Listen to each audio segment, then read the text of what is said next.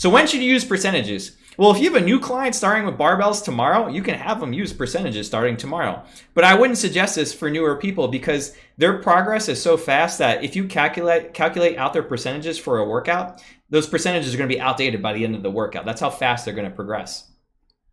Some good kind of rules of thumb for when to use percentages for guys around that 200 mark for squats, around that 150 pound mark for bench, and around that 250 to 300 pound mark for deadlifts. For women, it would be roughly half of that, roughly 75 pounds for bench, roughly 100 pounds for squats, and roughly 125 to 150 pounds for deadlifts. So roughly around those types of numbers. Now, this is not set in stone at all. So, I mean, these are just kind of like rough kind of guesstimates for a lot of people, just what I've experienced personally.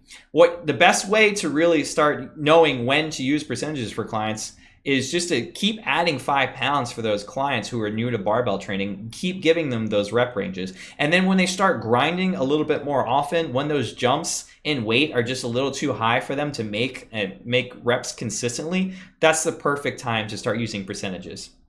There is a little bit of art to this, but in general, if someone's struggling to hit a rep range, if they're struggling to add weight week to week, perfect time to switch them over to percentages because that's going to bring them back a little bit so they can start progressing more steadily. So again, if their progress is just janky and just kind of up and down and they make progress, they don't make progress, maybe they slip back a little bit, that's a really good time to switch them over. And even slightly before that, if you can get to it before it gets to that point.